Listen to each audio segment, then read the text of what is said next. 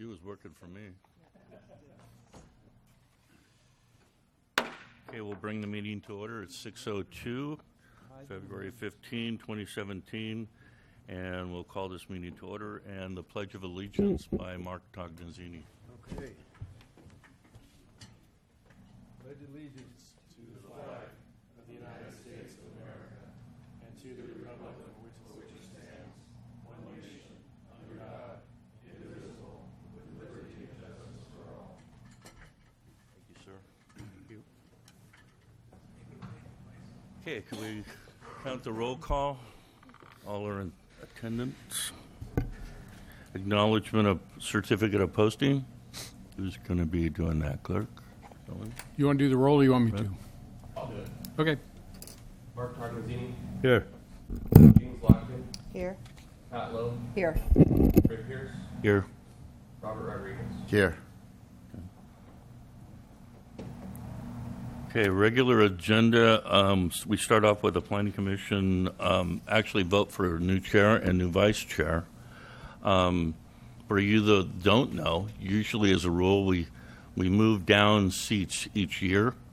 And the one with the last set of brains sits over here and helps this guy.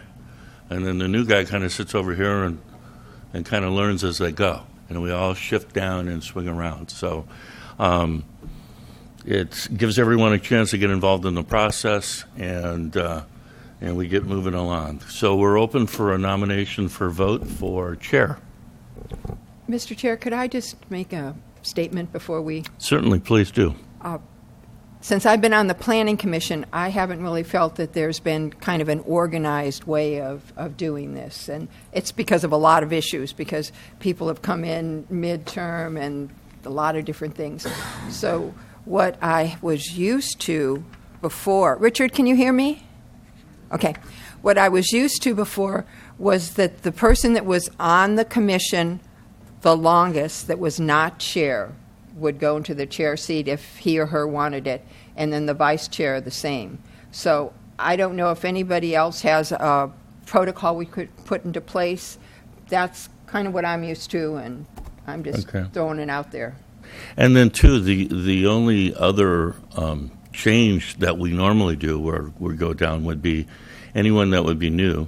We'd want to season them a little bit, and so then they would be jumped over and moved into position later on. Now, Mark's already been here. He's been here, done that, and he's been seasoned and he knows it. But it'd be probably best to give him a year to get reseated and back in play, and so that's just other part of the protocol that we've done. But we're open to any suggestions.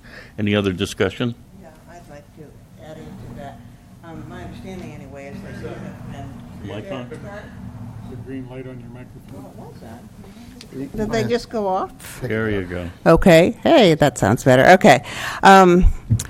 If the protocol before was to rotate as Commissioner Lowe has just suggested, and if Mark has been on here before, I certainly am new to this office. I've done this kind of work, but not in planning and not in the county committee for a long time.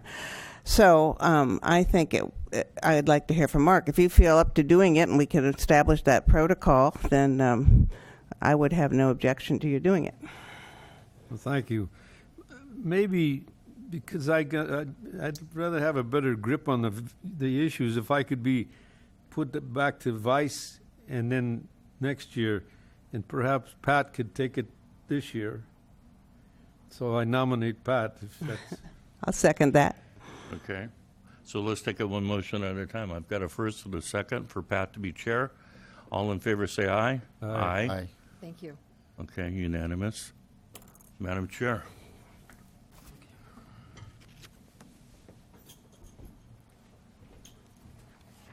Do this right away, huh? Get her Not done. that I'm in a hurry. Be careful what you ask for. That's right. And then I will open the floor for nominations for vice chair. I move that we nominate Mark for vice chair. Okay. Do I have a second? Jean? All right. I'll second that also. Okay. All in favor?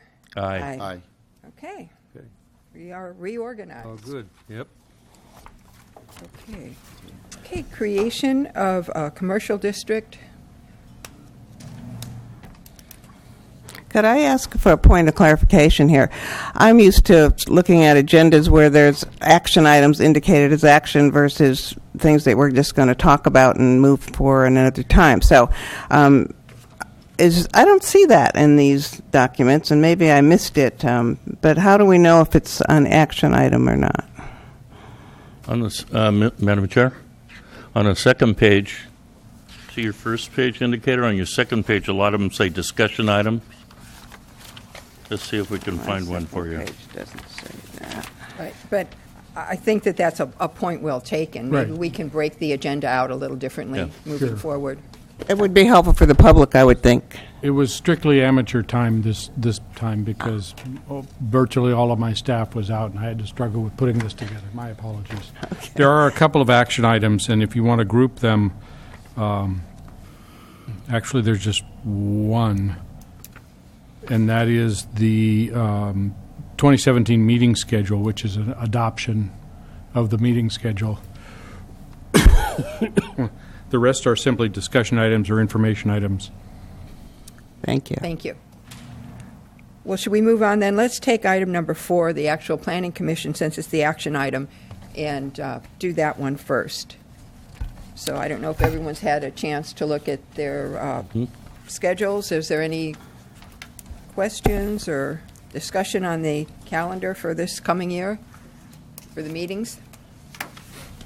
Madam Chair, it's on the regular agenda that we meet on the third Wednesday. That happens everywhere except December, Right. and so it looks like this is pretty much what we usually do. So. Okay. All right, I'll open it up to the public if anyone in the audience would like to make any comments about our calendar for next year. All right, I'll close it and bring it back to the board for a motion.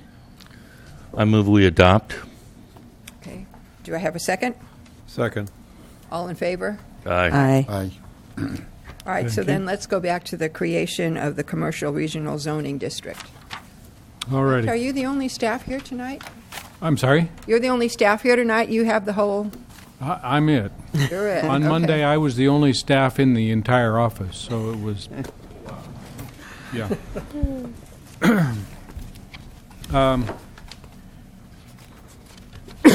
You'll recall this one. This stems from the adoption of the general plan last year and the creation of 4 commercial nodes along Highway 101. We've thought about this potentially to be used in other areas of the county as well.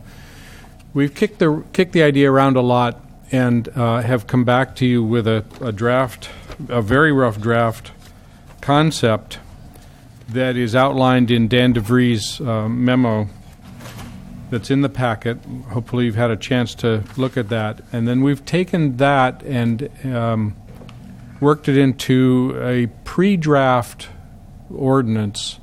This would be the actual text that goes into the zoning code.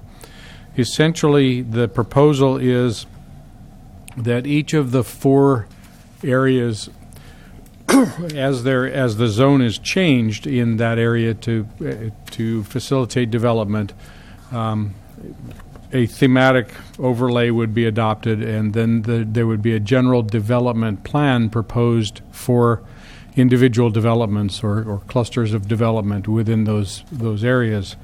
The idea is to make them special and unique, and to, as the commission knows, draw visitors and customers into the county to give the county experience, sort of thing. These were intended, at least as far as we can tell from reading reading the general plan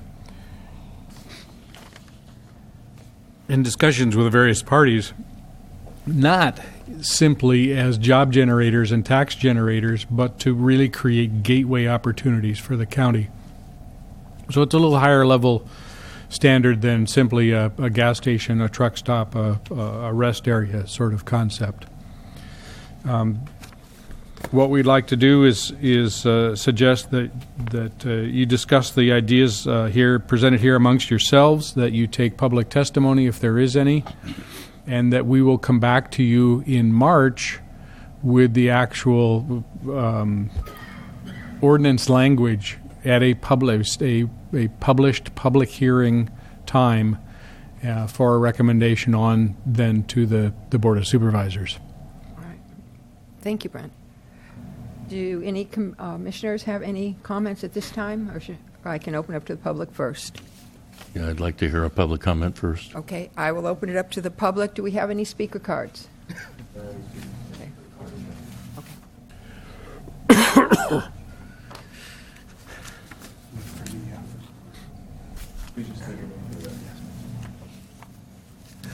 Commissioner Lowe, Honorable Commissioners, Greg Weiler from 920 Egan Avenue, Pacific Grove, California.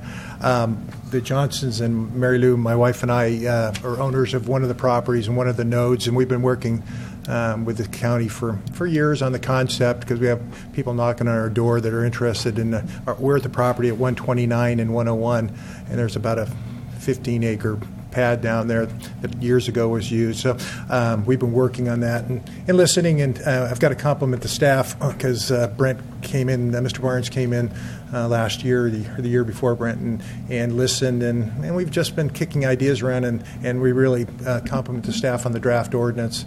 We had a couple comments that I just had your staff pass on to you.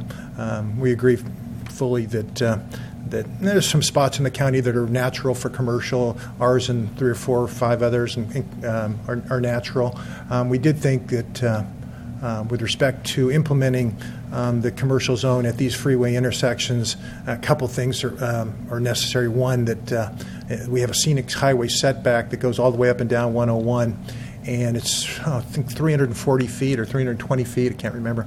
And that, if you're going to have any effective commercial at those intersections, it would have to be adjusted just at those intersections to make sense. Otherwise, you can't tuck it way back where nobody can see it.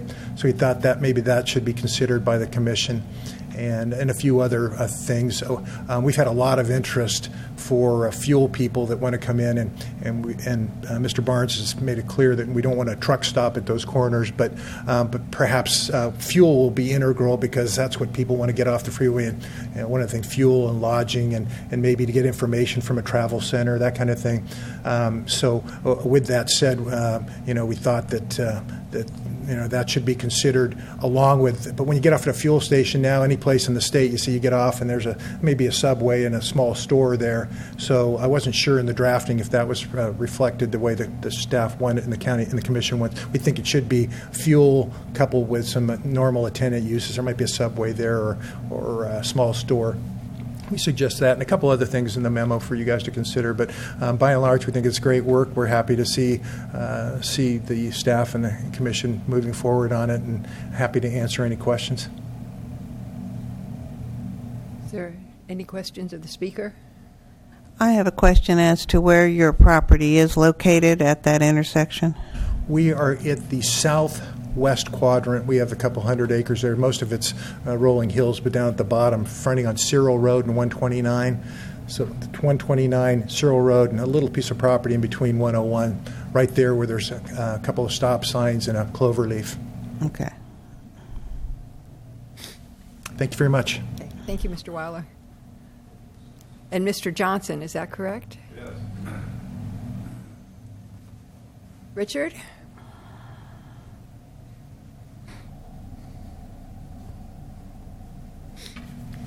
Oh, 4140 Southside Road.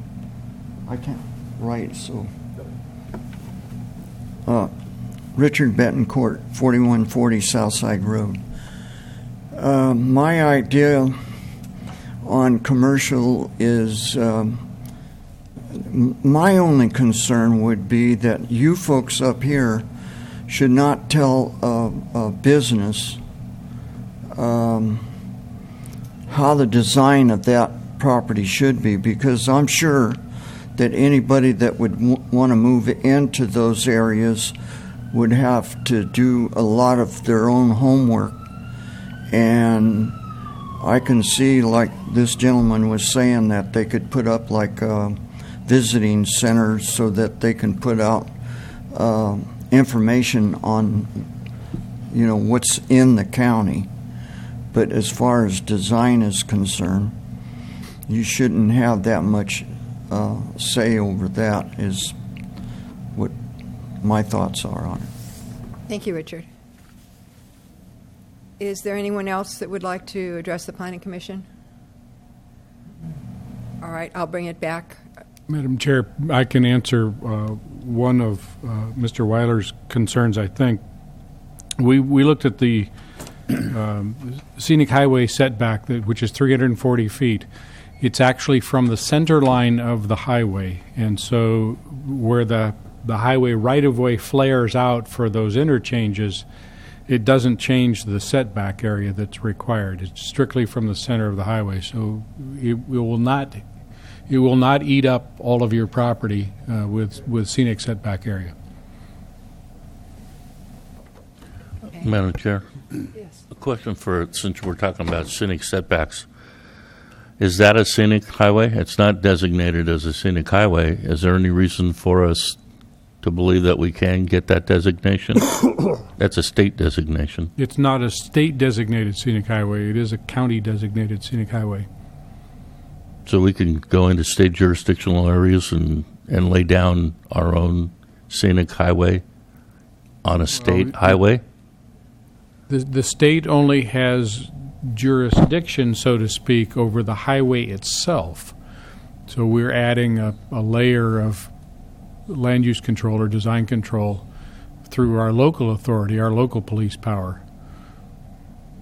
Just it has to do with the highway being there, but it doesn't have to do with the highway itself. Okay, thank you. I have a follow-up question because I'm not quite clear on that. So in other areas where 101 is designated as a scenic, well, any highway, state highway is designated as a scenic highway, is that something that has any uniform standards or requirements for counties through which the highway passes? If it's a state-designated scenic highway, yes. Okay. Is there any application afoot to make this section in San Benito County designated as a scenic state highway? Not in my experience, but again, I've only been here 18 months, and that's Okay. really not one of the things that I've focused on, so I don't know. Does anybody on the commission have any idea about that? Okay.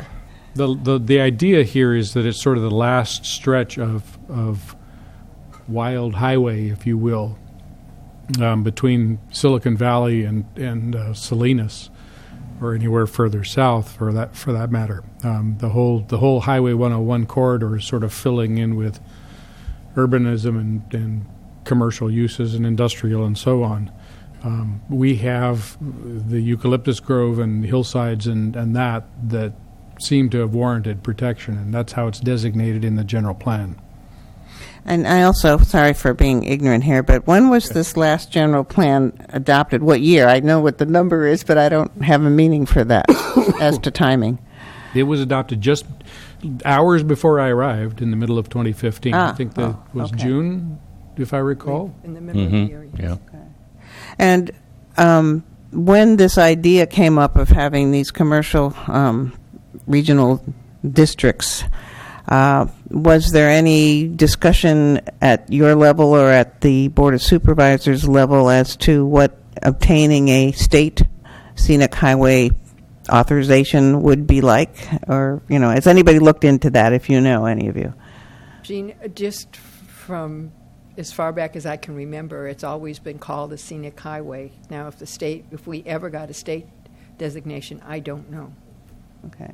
I would like to propose maybe we direct staff to find out about that and what the requirements might be and what the limitations might be before we go forward doing a lot of work that might run into conflict. Okay. Can you bring that information Yeah, back with absolutely. We'll have that for March. Do we need that as a motion, or can that just be? No, that okay. can just be directed. All right. And to piggyback on Jean, also, if you could bring forward the county's requirements for a scenic highway at the same time, I'd be interested in seeing that fleshed out. And those certainly would be things we'd want to have available before a public hearing, I would think, on that. We can, yes, absolutely make that a part of the conversation. Is there, yeah, Mark? Is there ramifications to Caltrans if the county designates it as a scenic highway? No, It has no effect on them. no, they're bigger than us. They're a higher part of a higher level government than us, and so. No, I understand that, but you're designating their highway. So Right. but there's no ramifications to them in terms of maintenance or whatever. No. Okay. What if they decide to go in and redesign the entire area?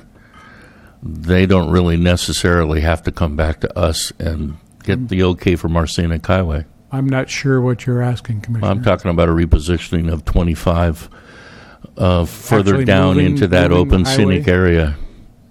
Yeah, there was some talk, Pat probably remembers, of a clover leaf not too far from the Sergeant's Crossing. That would take in that entire scenic highway area. So the state could just come back and pretty much state jurisdiction can pretty much do what they want, They no can. matter what we do, right? They can, and even if it were a scenic highway designated as a state scenic highway, they would still have the ability to make changes to that.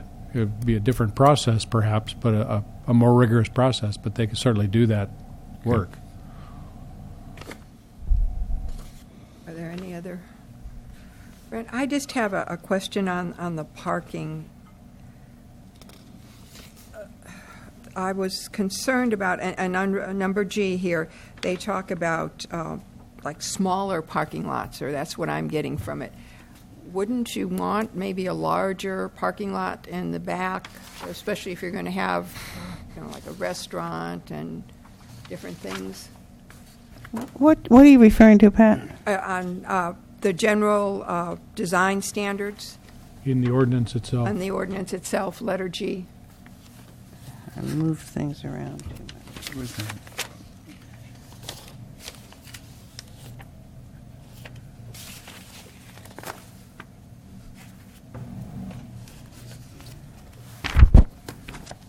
Okay, there we go. The intent here is to avoid the vast parking field of yore, the Walmart parking lot or the Sears parking lot that never had any trees or landscaping or intent to have trees or landscaping, so that it has a smaller visual appearance. It could still functionally be what I guess I would call a large centralized parking lot, but it would be divided into visually smaller groups of spaces with So you're talking about more landscape? more landscaping, right. Okay, That's probably not very eloquently stated here. okay. Well, that makes sense. I was just thinking of each individual business, though, had a small Oh, no. parking area. That Yeah, would- no, you're absolutely right there. Okay. Okay. Is there any? Under, well, Robert hasn't gone yet. Robert? I have a question. By going 340 feet from the center of the road along the scenic, what do you call it, the scenic highway, that's taking all the good flat land, so developers going to have to build in the hill? Because, you're taking all the flat land. Not necessarily. Each site is different. They're all different. Most of them are right on, the Highway 101 is almost, there's rolling hills just about right at the edge. 340 feet, that's quite a bit. That's mostly all the flat land. Well, we can bring back and should a map that shows the terrain within that area, and show Because you developers will have to spend quite a bit of money, and they got to cut into the hills. So now then we're going to enter another problem. Well, hillside grading is And hillside grading, Frowned on, retaining too. walls, right. and you know how that can get pretty expensive for any developer. Mm-hmm. So who want to build? They got to spend a few $1 million just for retaining walls. I guess I would turn to the gentleman who spoke from the public and ask them how many acres perhaps of flatland area, quote flat, none of it's absolutely flat, Pardon me. If I just stop talking all of a sudden, it's not you. Ask them how much of their parcel is actually buildable in the relatively flat area, regardless of whether the 340 feet is there or not. I think that just from my recollection and looking at the map, that the 340 feet in the area of 129 is actually mostly within the interchange area, not on private land. Not on private land. Remember, it's measured from the center line. Correct. And when that area, that interchange flares out, it takes a vast amount of land on both sides. Center line of Main highway. the main, both center of the center freeway. line, the Center of the freeway, median, not where the center line median, with the one way. where the median barrier would be. Yeah.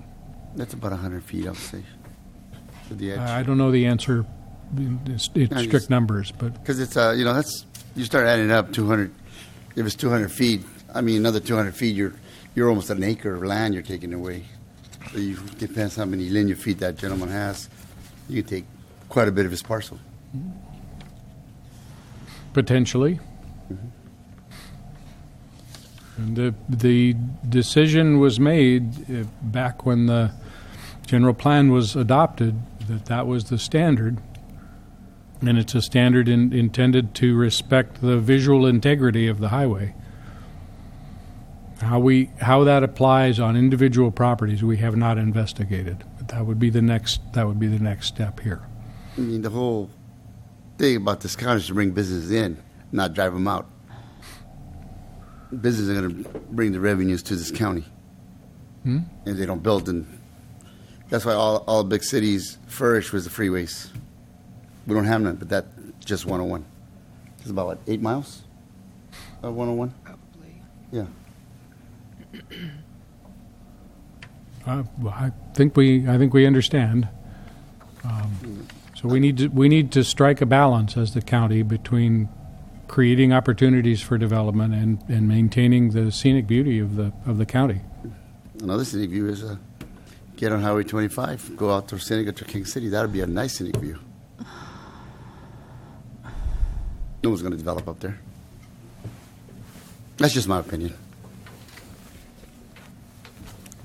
Can I ask a question about, also, I'm looking at the permitted uses, and I'm just not sure, again, forgive my newness here, but is this a staff drafted thing, or is this from an ordinance that's already out there?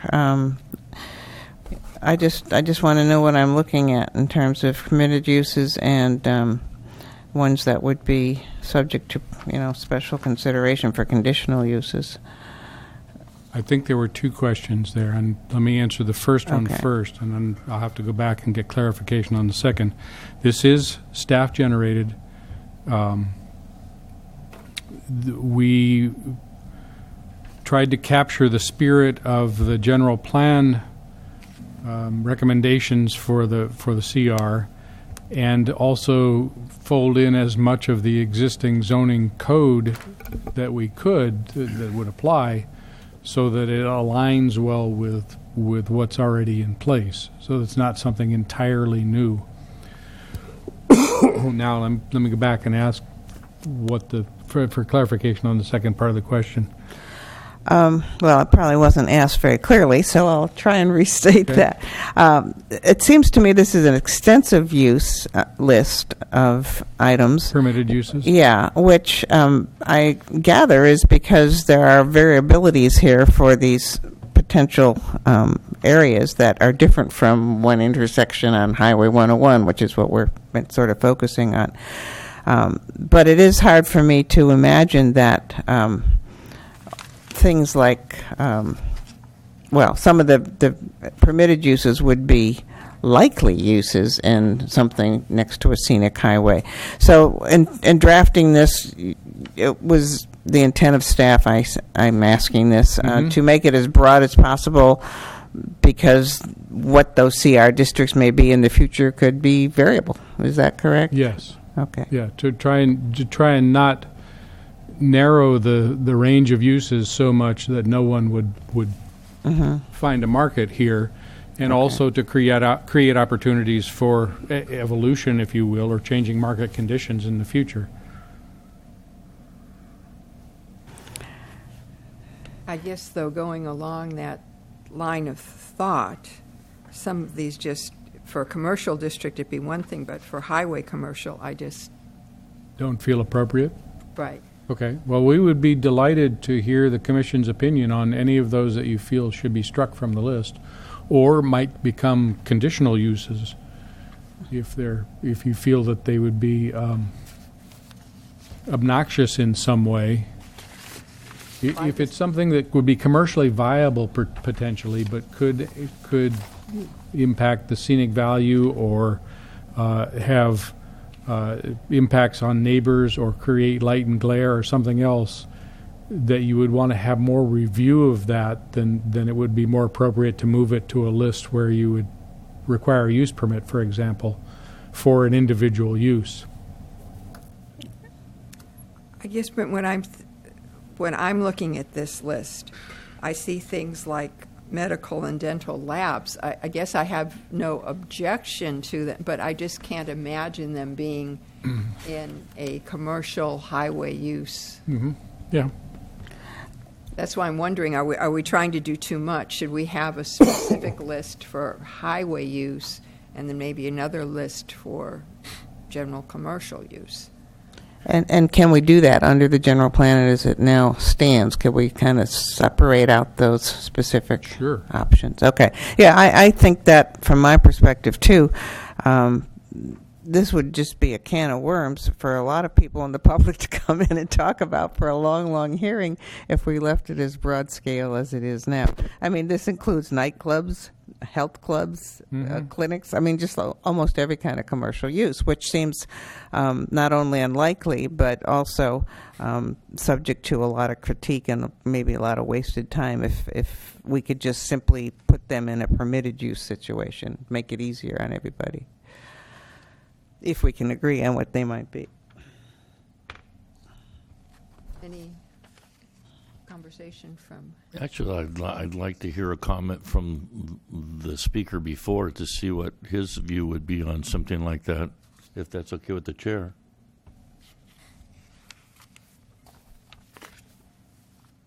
Commissioners, thanks. We've worked closely with the staff on trying to adjust these concepts as people approach us, and we're sort of the logical people because we're right there where 129 terminates at 101.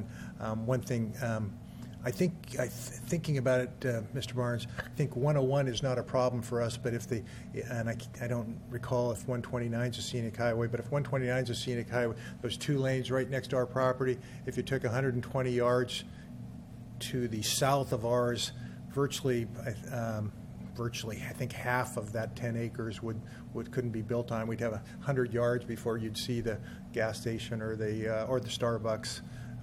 So I think that would be maybe we need some flexibility where the staff or the commission could adjust it based on the actual topography or something. Like 129 would devastate ours, but it might not apply to anybody else. And 101, I think you're right. I think it's such a big freeway that maybe the 100 yards from the center of the freeway is not going to affect much. But so 129 would be a real problem for our 13, 14 acres. We had, per our discussions with the staff, we actually had an engineer go out and say, okay, what's usable of this chunk here, because part of it's hillside and we wouldn't want to grade it. And I think he came down to 13.2 acres of ours is usable. Most of that wouldn't be usable if you had a 120-yard setback. So, but we get a lot of interest, and I agree with the commission's comments. A lot of stuff on the permitted uses will never happen at that freeway interchange. There's not going to be a pet shop there probably. So a lot of it could be carved down, and it's sort of logical. And the staff has kept, I think, intentionally a lot of control over the architecture and everything there, which we don't mind, because architecture is architecture. If ours is going to be the farm and you want to have a silo there or a water tank to make it look nice, I mean, that's okay. But the logical uses, I think the commission will know the logical uses there might be a hotel, maybe some restaurants, maybe some fast food. Starbucks is, we've got folks that are already interested in having a Starbucks there. Fuel, a lot of people just stop by, and the big companies are interested in that couple of acres at the corner for fuel. And we said it's premature. We're not sure what the county's going to do. So does that answer your question? Well, and then also, do you see that limiting, different types of uses and stuff would be beneficial to you? That would be helpful? It would expedite the process? Or would you like to see it opened up to a broader, because 129 and 101 is probably the one area that would be more open to more uses than any other one of the hubs? I think the staff's done a good job of identifying generally the uses that would go there. From our point of view, from all the users' point of view, they would love to just come in and get a building permit. So they'd like them all to be administrative approvals, but the staff has protected the county either way, because even an administrative permit has to be, the planning director has to determine that it's consistent with the general plan and the architectural standards. So nothing's going to get out there that's ugly, because it's either approved by you guys or approved by Mr. Barnes. That works for us. We'd like to have more of them in the permitted use, because the change from a user's point of view is, if it's a conditional use, then we have CEQA compliance with, even if it's a negative declaration or something, and that opens you up to lawsuits and everything else. So anybody who doesn't want to have a Starbucks there could file a lawsuit, and it's just never going to happen, because they could tie you up for 5 years. So we like more of them to be in the permitted use category, subject to the planning director's discretion, rather than full discretion to the commission. Not because we don't want you guys to have discretion, but it opens up that whole can of worms over there. So, but the uses, the extent that restaurants and hotel, and we suggested that we've got a lot of interest for a small RV use there, because the people getting off might want to eat and then maybe park for a couple of days and then go explore San Benito County.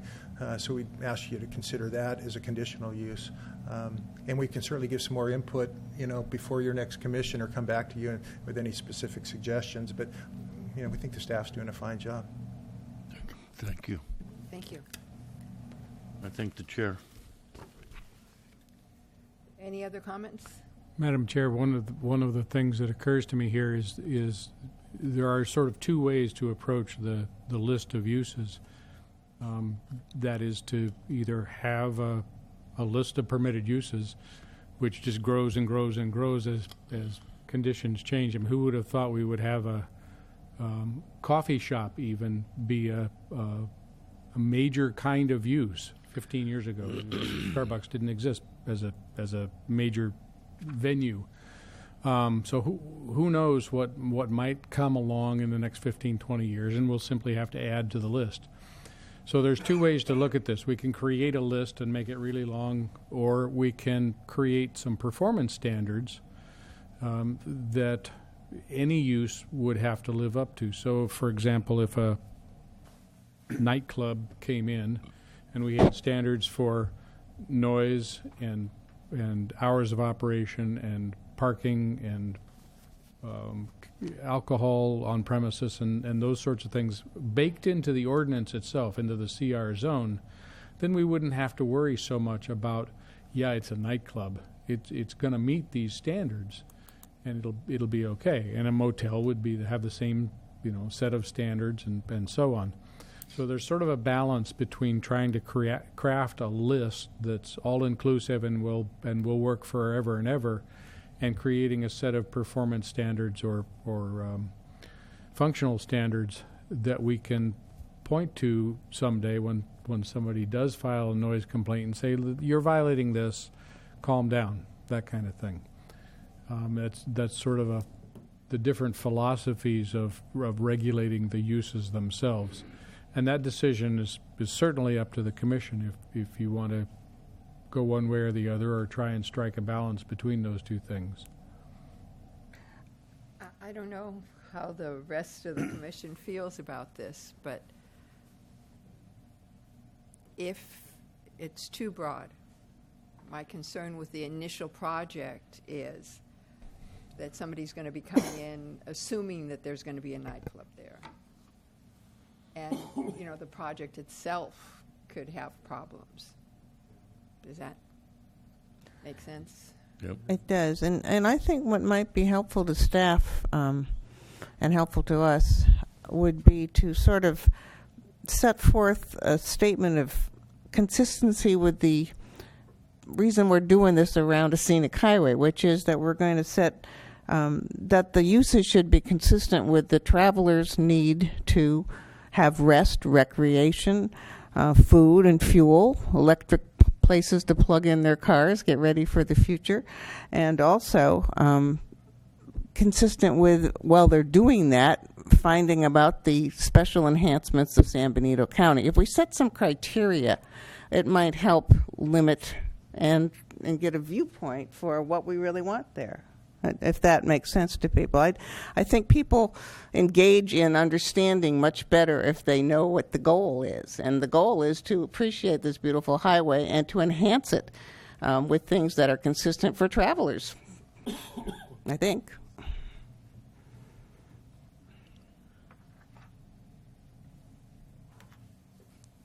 Anybody disagree? Well, I'm to the point, I'm kind of halfway leaning with Richard. I don't like to go in and start telling landowners what to do with their property. And then also the things that we put down also change the value of their property. I also want to make sure that we're encouraging as many possible commercial ventures as we can there. I mean, that was the point of setting up the hubs. I'd almost be open to looking at each one of the projects as they come to bear and just filtering them out there. It's a lot more work. But somewhere between that middle ground, I think, is where we need to end up. How to accomplish that's something else. Well, I actually like the idea of having it in a public hearing and let the people that are living around there come in and make their statements, and we can condition things that we feel we need to make the general public or the property owners around the parcel feel secure. Yeah, because look at Bettable, and then take a look at 129 and 101, and then look at the Red Barn. Totally different elements would come and play in each one of those. The bench way back behind the tree line on the Red Barn area, you could easily hide a lot of stuff back there with the tree line and additional green walls and things like that. Bettable's got its own restrictions because that whole other side of the highway is unstable hillside. So I don't see anything really happening much over there. And the other side is pretty much floodplain. We've already addressed that in here. And so that only really leaves 129 and the Red Barn as viable options. But I don't see outlets there or any of that outlet carnage they've got going in Gilroy. But I think we're conscientious about what we do, and I think we need to address them as they come in, bring the public in, have them voice their opinions and their worries.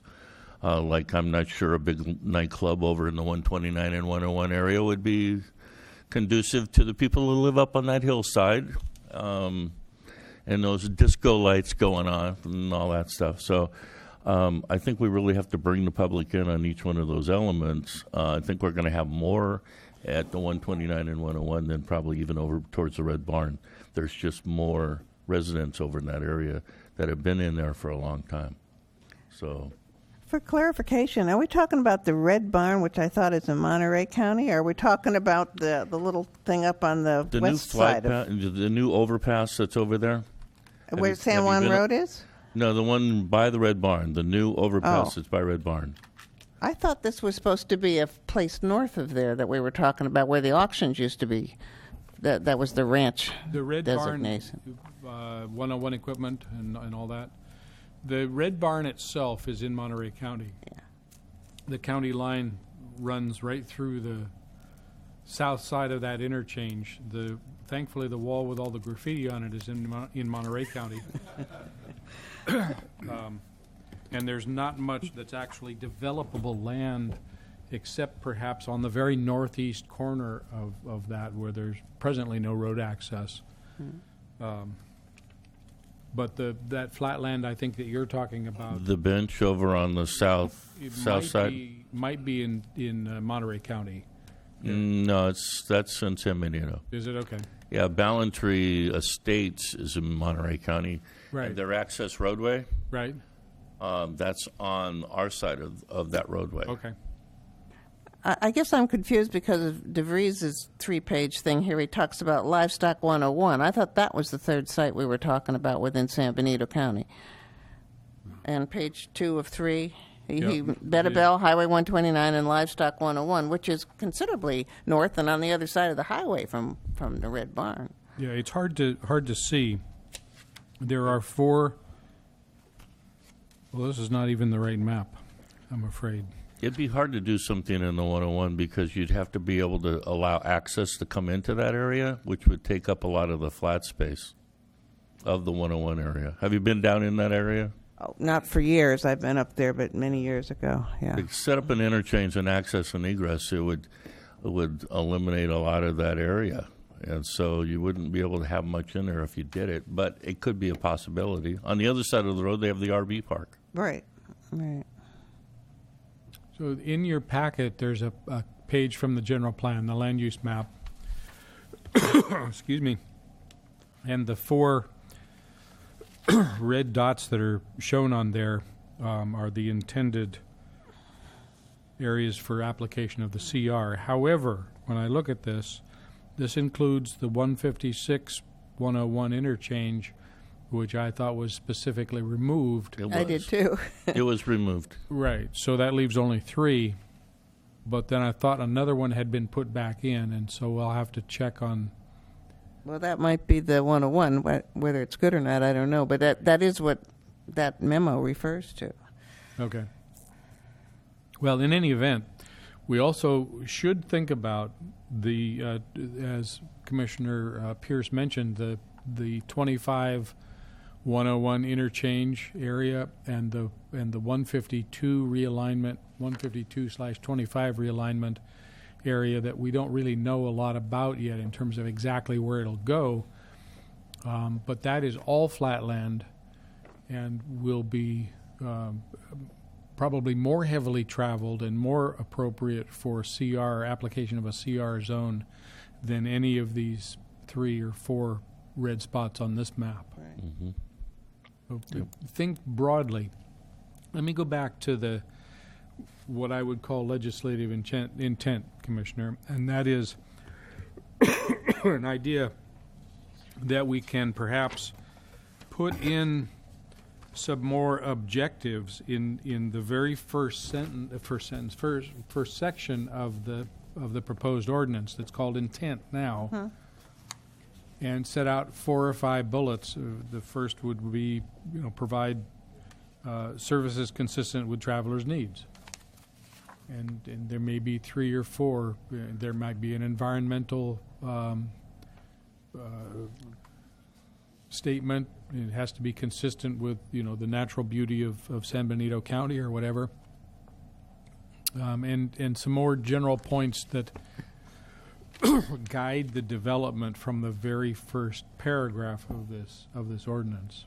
I would like that idea if you can draft some. Sure, we can do that work and bring that back as a part of the March agenda. Right. And We're then not you thinking can- about a public hearing in March, are we? We're going to open a public hearing in March. We need not close a public hearing in March. Are we ready to do that, or should we put that off till April since there's so much You may do that as unknown well. stuff here? What is the, The only way to get it done is to get it done. I Get it think started. that if we open up the public hearing in March and take input and then leave the public hearing opened, and then we can come back in April Okay. if we need to do that. Because in public hearings, normally something comes up that you haven't really thought about. Right. Yeah. Okay. And it gives us time to process it from the public hearing, take comments. It's kind of like the scoping of an EIR. So you put it out there, you see what you come up with, you work on it, and then you continue it on to the next meeting, and hopefully you don't have to continue it too long. Okay, is there any further direction to staff? Okay, and I just to kind of recap, I do believe that the commission felt that we would like as much public input on these things as possible. So That will be challenging here, but we'll figure out a way to do some more outreach and work that before March. Absolutely. thank you. Okay, let's move on then to the discussion. The third party, there was a letter that we received, Brent? So we had originally, this is the ongoing, long-standing conversation about the South Side Road development properties. And we had originally scheduled for Mr. Gary Coates to be here and make a presentation, a fairly extensive presentation to the Commission about the progress of that and a draft MOU he was going to bring to this meeting so we could sort of see how all of this worked. Just for background for the new commissioners, there are perhaps 10 or a dozen different development properties all in an area where we had not anticipated development up until recently. And so we've sort of scrambled to try and figure out how to align those various developments and deal with the public infrastructure requirements, the sort of community things, the community level things like schools and parks, the off-site improvements like intersections, roadway widenings, traffic circles, sewer systems, and so on. And Mr. Coates, much to his credit, stepped forward and said, I can honcho this. Let me work with the developers and the owners, and we'll bring a plan to you. And so that's what they're doing. And this started back in last summer. I don't remember exactly when, probably May. And they've been working diligently. It's been more and more complex and more difficult to reach agreement, I guess, as we get toward the end of this. This county staff has not really been involved at all in any of this. But as things draw down to a close, it's becoming harder to get agreement on specific ideas and who's paying for what and how things are actually going to play out. That having said that, there is still considerable hope and I think real hope that everyone in the development community there will agree to play ball. They will sign on through this MOU process to a set of rules that will then allow each development to come forward on its own individual track and timeline to be processed through subdivision maps, use permits, and so on, general plan amendments if need be. As I say, he was sort of at the stage of drafting the MOU and had done some general work with all of the individual consultants to frame that out. Commissioner Pierce had a good suggestion, and that was that I read Mr. Coates. But before I do that, he's I believe in court, probably not tonight, but in some remote place testifying as an expert witness. And so he was not able to be here. We thought he might be able to get out of that, but no, apparently not. So Commissioner Pierce suggested that I read his report into the record. If the chair wishes, that's what I'll attempt to do. This is a memo to the San Benito County Planning Commission and Mr. Brent Barnes from Gary Coates, date 2/15/17. Subject is Status Report, South Side Road MOU. Madam Chair and Planning Commissioners, I apologize for not being able to be in attendance this evening to give you an update in person, but I am in court as an expert witness for environmental and planning interpretation in the Central Valley. I did not find out about my attendance until about a week ago. I will be at the next Planning Commission meeting to make the stakeholder presentation in person. We are waiting on 2 items to complete the draft MOU. First, final infrastructure report from the City of Hollister. We do have the information from the Sunny Slope Water District, and let me paraphrase a little bit there. What the City of Hollister information refers to is the sewage treatment plant capacity, the ability of the piping system, if you will, to actually transport the wastewater to the plant, and the kinds of improvements that will be necessary at this location to make that happen. Sunny Slope Water is the purveyor for water in this area, but not for wastewater treatment. All right, back to the memo. Second, a seismic study has been done on the Fay property, one of the developments in this area, and the report has been submitted to the county for a third-party review. The purpose of the study was to see if a fault line crosses the Fay property and therefore would affect several of the adjoining properties. The fault line, if found to be on the Fay property, will affect the land uses that can be permitted in the area. It will also have an impact on school site solutions, roadway alignments, and commercial activity. County staff is currently working on the review, and as soon as it has completed, will let me know, me being Gary, to finalize the draft MOU. So back to paraphrasing, that's out for a third-party expert review from our consultant, and as soon as we have that peer review of the geotechnical report, we'll get back to Gary and fold the results of that peer review into his MOU and the sort of overall site planning considerations. Once again from the memo. Future process, : once the draft MOU is completed, it will be submitted to the stakeholders and to county staff for comment. When the report has incorporated the corrections and or comments into the MOU, I will be requesting the Planning Commission to hold a public workshop meeting where the plan can be presented for comments from the community. At this meeting, we would also invite the City of Hollister, the various districts that serve the South Side Road MOU, and the Board of Supervisors. I hope that this will give you an idea of the status of the South Side Road MOU. I'm not Gary. I can't answer questions directed to Gary, but I can certainly answer questions from my perspective, if you have any. Are there any questions? Of course. So you do have a copy of the seismic study? We have. At the county. I have not seen it personally, but we have received it, and we simply passed it through to our geotechnical consultant. Okay. So there's been no indication of that fault line down in there or anything that you could pass along to the commission to review ahead of time? Because I'd like to kind of have my hands on it for a while before I have to sit up here and kind of... Yes. I will make sure that happens, absolutely. Okay. And have a copy of that report for each one of the commissioners? Sure. I mean, let's say... It's highly let's technical. Let's not say a full copy. Let's just say a summary. Okay. And maybe even a map with a line on it. Or no line, yeah. Or no line, yeah. Yeah, there is likely to be an executive summary if that's something that you think is enough. We'd be happy to provide that, or the full report. Any maps that go with it, of course.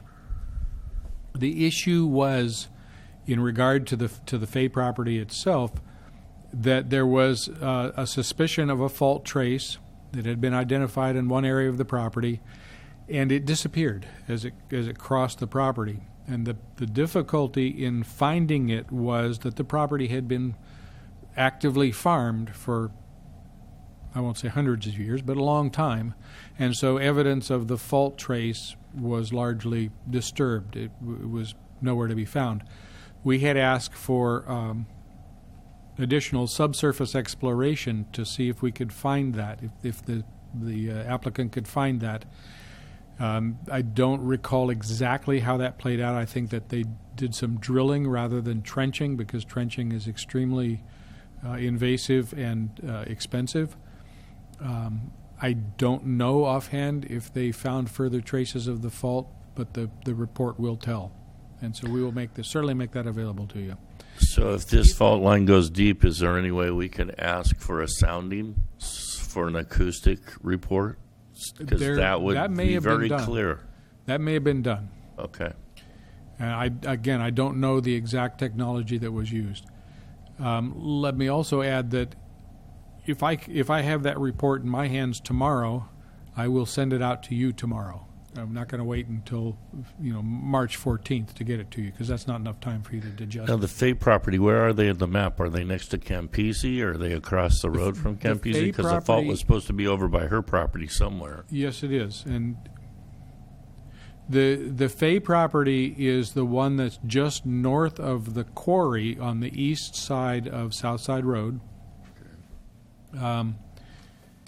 It is Across from Brigantino. across from Brigantino on the other side, okay. the east side of Southside Road. It runs up the hill, and we know that the hill itself is I've forgotten exactly the term, but a pressure lift from faulting activity. The hill was created by faulting, and so there's a strong suspicion, and we know that the fault trace is visible through the migrant camp and through the quarry. So those abut on the south side, this Fay property.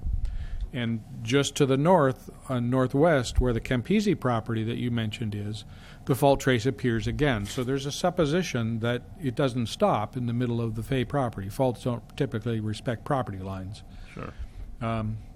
But they can't find it because of the agricultural activity and so on. So that's what they were trying to pin down, was the more accurate location of that fault. We can connect this dot with this dot, but it may not be a straight line either, and we'd like to have more information before we put lots down and site houses there. Yeah. Okay. Thank you. Any other questions? Okay, I'll open this up to the public if anyone would like to make any comments.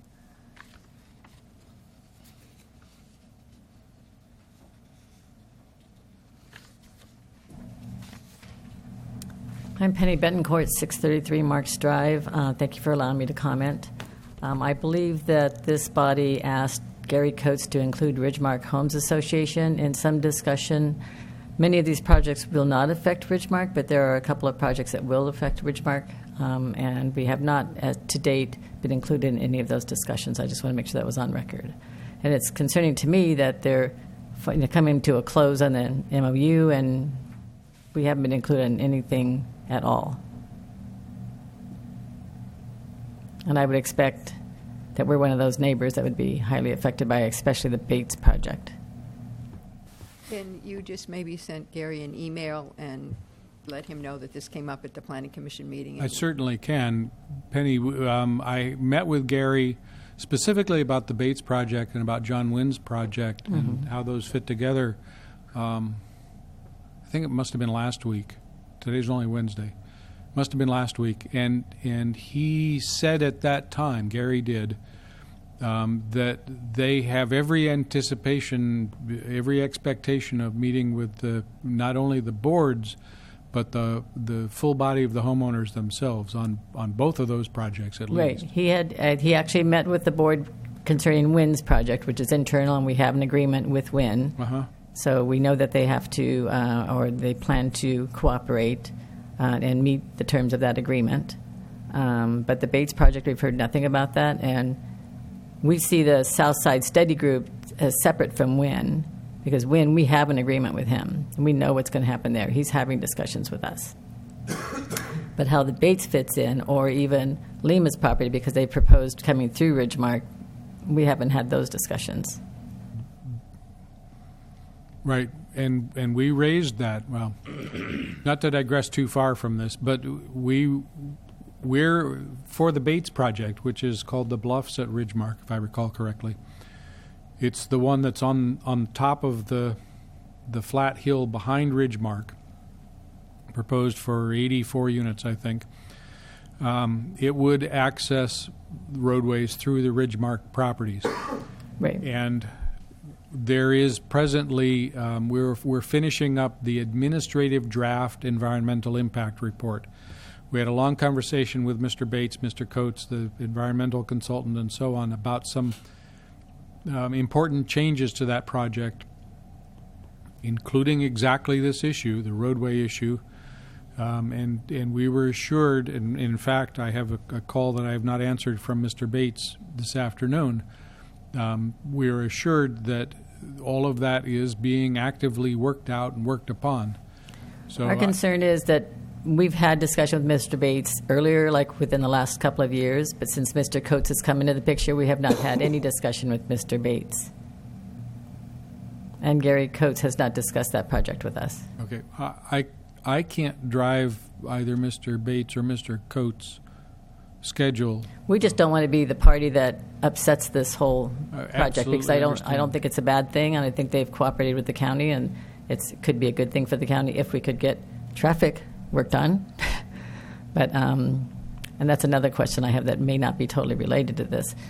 Is the county or the city is anyone lobbying Sacramento about improving the highways coming and going from San Bernardino County? Well, the short answer is yes. Okay. There's a lot of work, and that's mostly in the realm of the COG, the Council of Governments. You'll recall that there was a sales tax initiative last year that did not pass. That was related to improving those highways. That a tax initiative of some sort is likely to come back in 2018. Mm-hmm. But they are state highways, not county highways. Correct. And they're used primarily, there's a lot of through traffic. So I think, coming from a voter, that why would we pay taxes for improving highways that are Way used? off the subject. Okay, sorry. Way off the subject. Okay. I'll leave that alone. Our concern is that we are excluded from the South Side Study Group when we are highly affected. And I thought that this body had mandated or asked Gary Coates prior to December to include us. We were asked to give them dates. We gave them dates in December, and nothing came of that. And we're now into February, going into March by your next meeting. With the chair's concurrence, I will admonish Mr. Coates to work more closely with the Ridgemark homeowners. Thank you. I don't know that I can do more than that. Thank you. Could you add in that honor before the next commission meeting? Sure. Okay, just so we have some progress. Okay, is there anyone else that would like to?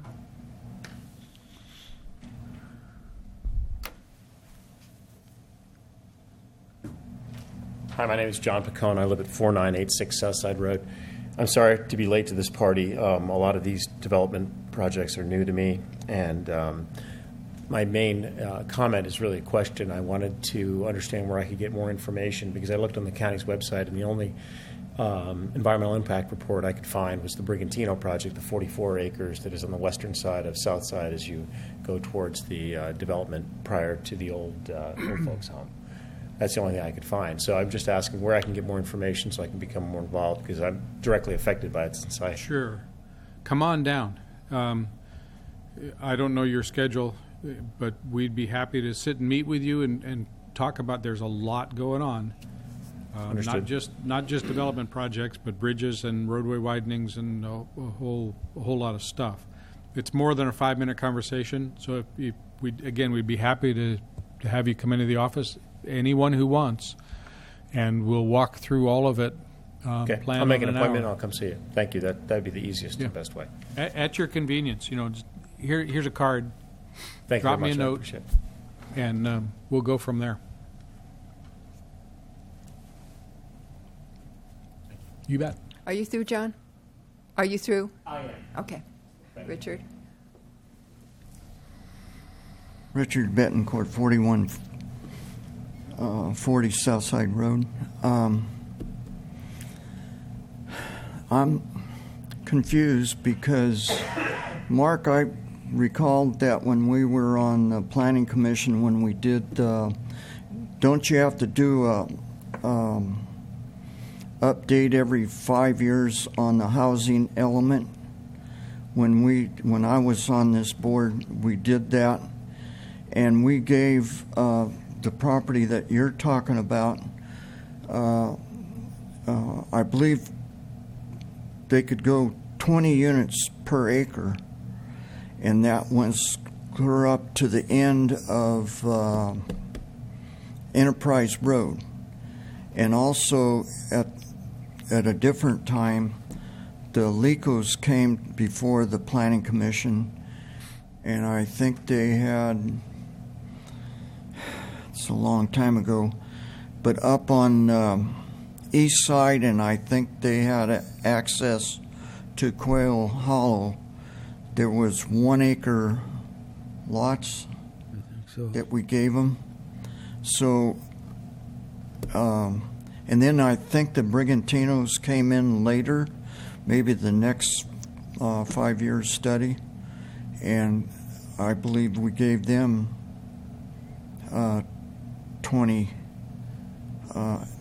units per acre in the housing I'm element. sorry, Richard, are you talking about affordable housing, building affordable housing? Is that what you're talking about? No, well, every 5 years you guys got to do a housing element housing for element. the county.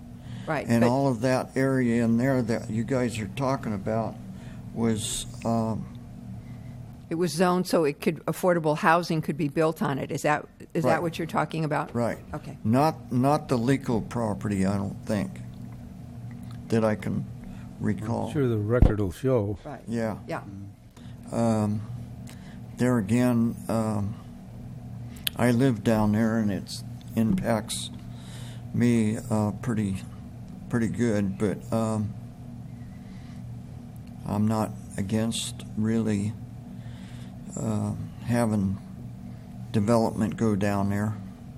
So Okay. that's just my comments. I'm trying Thank to you, clear Richard. up in my mind. Okay. Thank you.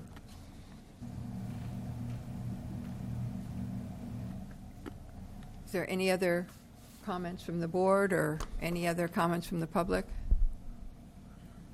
Okay. Let's move on then to General Plan Amendment, Southside Road and Union.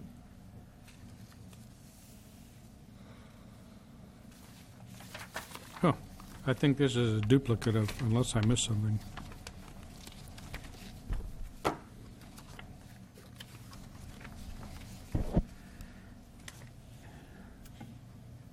Oh.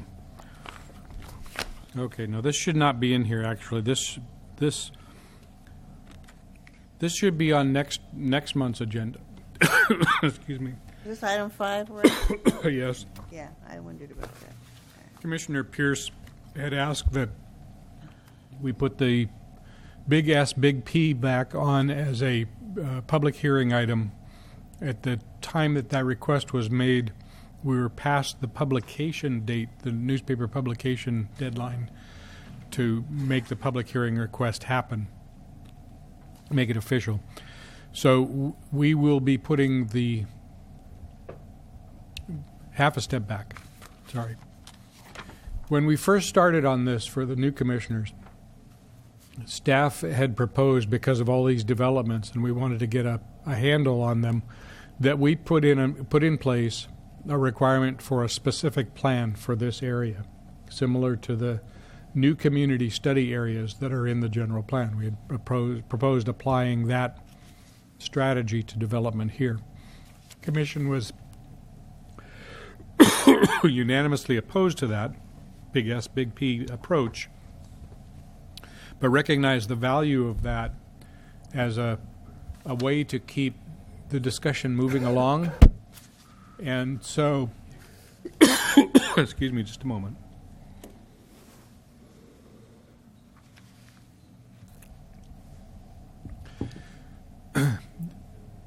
In the last 60 days or so, there's been a notable lack of progress.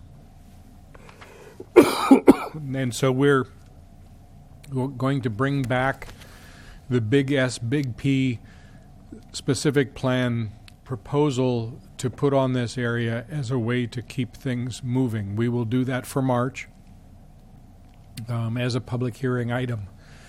If the commission decides to table that, continue it, whatever, that's up to the commission at that time, but we will make that tool available for you, and that's what this erroneous item is on the agenda. It apparently got assigned the wrong meeting date. Madam Chair? Yes. Actually, staff was directed to keep this on the agenda as an ongoing open item, action item, to be continued month to month until we decided to pull it. And that direction was given about, 4 months ago? No, in May. Well, it first came up in May, then it kind of dropped off, and then we saw that it dropped and asked it to come back. And apologies were given to begin with, and then things just got busy. So staff's already been directed by this commission, and they might want to renew that, but that we want to keep this on as an action item and an open item that would be continued on, just as clarification. Could somebody tell me what big S, big P means? Oh, I'm sorry. Specific plan. Under the state law, there's a provision for a general plan for a community, and then there's a provision for a specific plan, which is a sub area of the community. It's specifically in state law, and it is through these new community study areas that are in the general plan that's how those new communities would be implemented, is through this specific plan tool. And so we've been calling that the stick, I guess, if you will, of the big S, big P. We're going to come in and implement this requirement and force you to do planning together.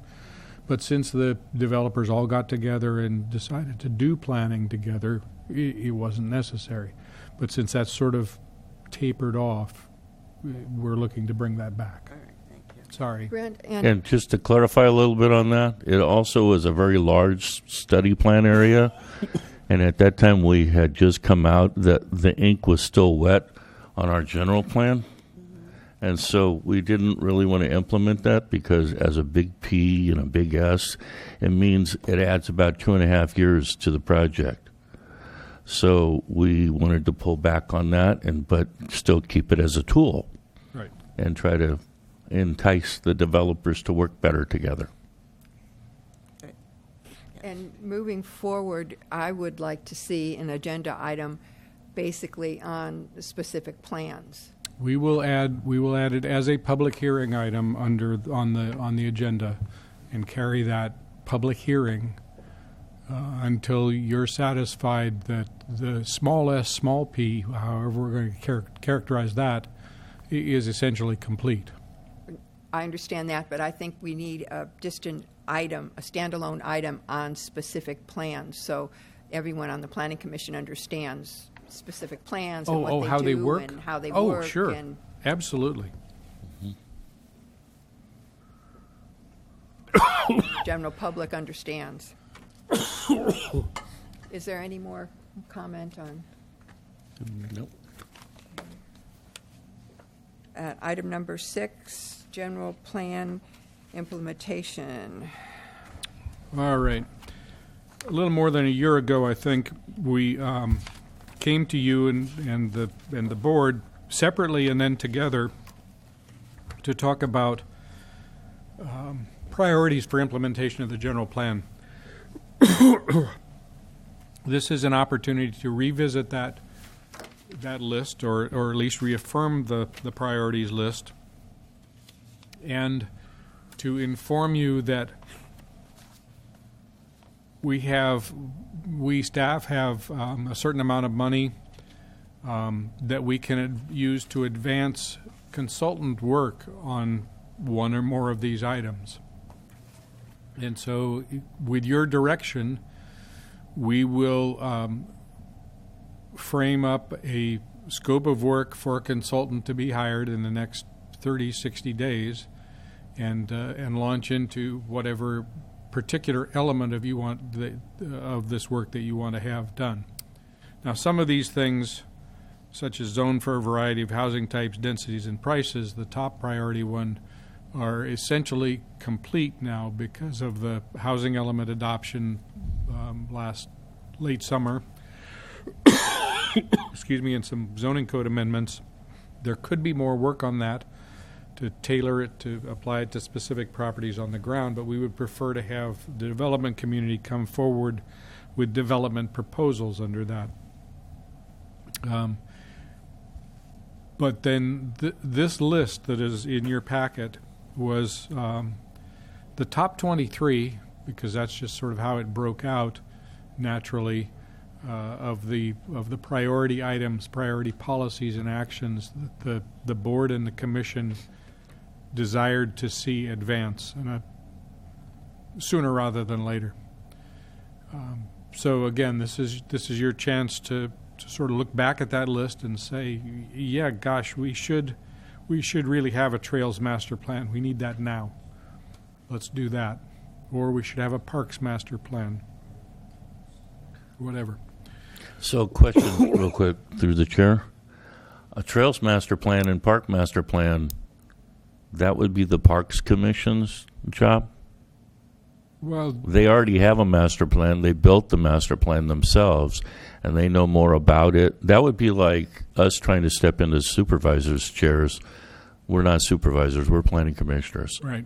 So I would say let's direct these elements to where they should go, number one. But also, since we're talking about it, can you identify any of on this list where the staff can immediately move forward without consultants and get some of these worked on and get them in front, and we can start working on some of them in real time? I come from the private sector. Right. We just have this overwhelming need to get things done. Yep. Absolutely get it. The first part of your question is my response to the first part of your question is you are the Planning Commission. You have general responsibility and authority to tinker in parks or housing or whatever else you like in the name of the general plan. Yes, the Parks Master Plan is generally the purview of the Parks and Recreation Commission. However, I would highly recommend that you be involved in that, not so much in the detail of it if you don't feel that's appropriate, but as how that relates to the rest of the general plan and the rest of the community that you're Agreed. Definitely. I think they need to do kind of the hard work because they've got the details, or at least they used to, to where they could get down and really grind it out and then throw it back at us and say, hey, this is what we're coming up with. Maybe do a presentation. Their chair, vice chair comes in and talks a little bit and brings us up to speed, so we feel comfortable that it can more dovetail into better work with the general plan. That'll start getting another group involved in some of these things and some of these elements, so we might get them done quicker. Well, for example, Economic Development Marketing Program has been literally taken over by the EDC, and we're sort of just standing back and letting them run with that. Business Council and a variety of partners in that effort. We're doing what we believe is the county's part, which is facilitating ordinance-wise and offering suggestions and so on. But that's another area where there's an outside partnership. Any or all of these have outside partners, but we're looking to the commission to work on and direct us to work on what you have, what your priorities are. Now, let me get back to the second part of your question. Do we have staff to work on this? I have 5 positions in the planning office. On Monday, I was the only planner on duty for a variety of reasons. We are one deep, and that's why we're moving to consultant help to get some of these things done. We can barely keep up with the development processing, environmental reviews, the other day-to-day stuff that goes on. One deep. And so when 4 of my staff go out, one-arm paper hanger time. So you would say that we need more staff then? Yes. Okay. You might get us an agreement on that, and maybe we could push that to, I'm working on that on a variety of levels, and I don't mean to be flip about it, but really the answer is we don't have the bandwidth on staff, or in some cases the technical expertise, to do this kind of work. The things that are in here, for example. Low-hanging fruit. So what do you have as low-hanging fruit that would be pretty easy for staff to accomplish? Commissioner, I can't accomplish the work. That's what I'm telling you. I cannot launch into one of these things and expect to get it done. Okay. But I do have a certain amount of money that I can put to consultant work, and I've been directed by the CAO and the Board of Supervisors to actually do that. We've circulated a request for qualifications and received proposals from several planning and environmental firms.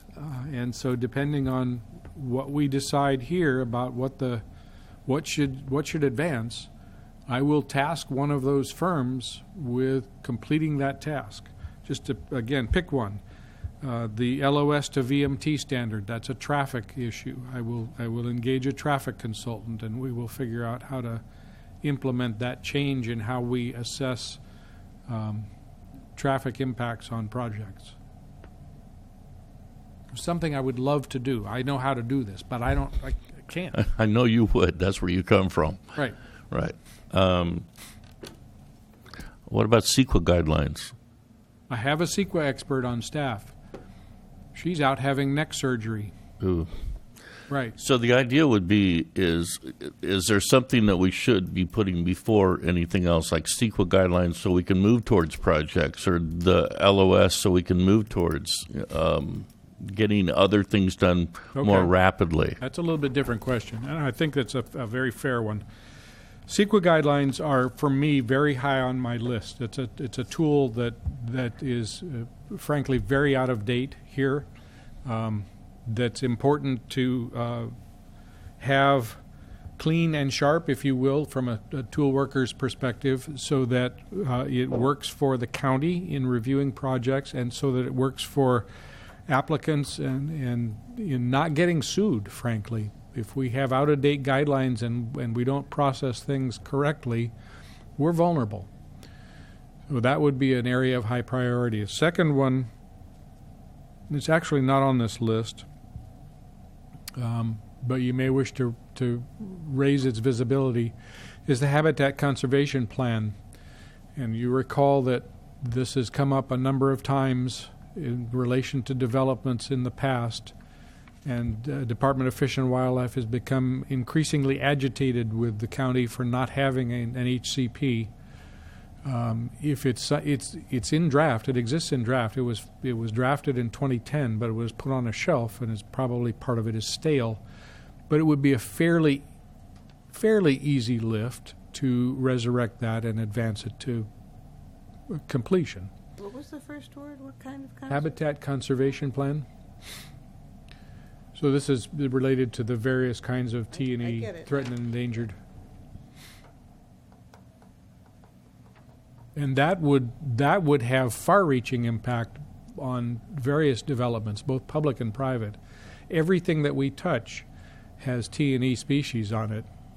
And for example, the realignment of John Smith Road out by the landfill, we can't advance that project because we don't have the habitat for, I think it's tiger salamanders. Mm-hmm. Now there is a bank that we can buy into for that, but we have not been able to push that forward because we don't have the appropriate planning behind it. So those are two recommendations you just suggested. I was going to ask you what the staff think we should choose. So those are your two priorities. Anything else that pops out? Well, always near and dear to the development community's heart is development review and streamlining, and I think that would be something that we could task a consultant with to have a look at modernizing our development processing. It's certainly an area where we get a lot of complaint and conversation from the development community. So that would be very high on our list. It's not sexy, I guess, like a habitat conservation plan or a parks plan or something. It's not something you can bite on, but it's very important. How many of these things do you think consultants can work on at a time? How many can we pick? 1, 3, 12? This is February. I have a certain amount of money this year, but this year only runs to June 30th. So I could conceivably start maybe 3 things, maybe 4, depending on the size of this, and then carry them into next year. So Habitat, actually, since it's already been worked on so much, only accounts for maybe a half, right? Because a lot of the work has already kind of been done a little bit. We can wish for that. Okay. The other thing I'd like to see is that instead of putting this in front of the supervisors, we take this back to home right here in the Planning Commission. And I think their ad hoc now with the different chair has gone away. And that we advise you to take this to them and have these elements approved, as long as the rest of the commissioners are in favor of that, and as long as that doesn't violate anything. And I think we'll be able to expedite if we do it in this fashion, because they have their meetings, we have our meetings. They go and say this, and you come back and you have to wait a month to do that, and then we have to wait a month to get approval, and we could be 4 months down before we even start. Easily. Yeah, so if we take it back to planning and start working on this and start getting some real work done, I think it would be us basically formalizing it, sending it for approval to the soups, and them saying, okay, this is fine, go forward. I would, Madam Chair, if I might, I would recommend that the Planning Commission create tonight, if you are interested, your annual work program for 2017, and that you pick these, whatever you like off this list or whatever else, and direct staff, and we can make that an information item to the board. And if they have comments about that, I'm sure you'll hear about that. But it is certainly the Commission's prerogative to create a work program for the year, and this would be absolutely the right time to do that. Okay. Are you? In terms of I'm balance, sorry I took so much time. Go, Pat. in terms of balance, we do have categories here, and I've heard what you said. You didn't choose a category of urgency from housing, let's say, and I don't think from economic development. I just thought probably it would be good to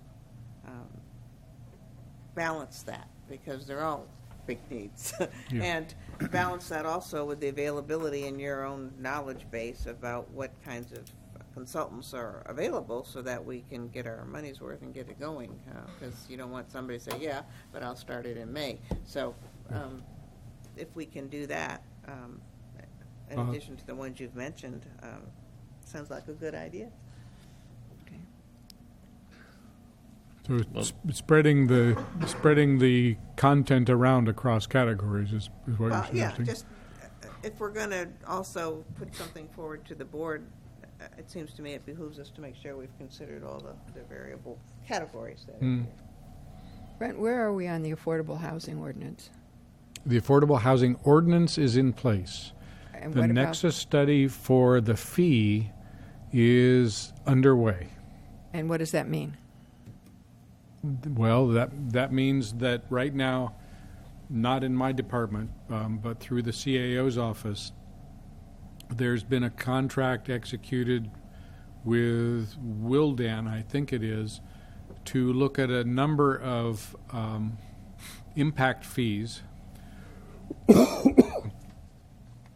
And we made sure that housing was on that list. So that was executed last month. I don't know, early this month. Today's the 15th. Late last month, I think. And so it's just sort of started. I would anticipate that the results of that study would be back in late March or in April. This is the frustrating thing for me.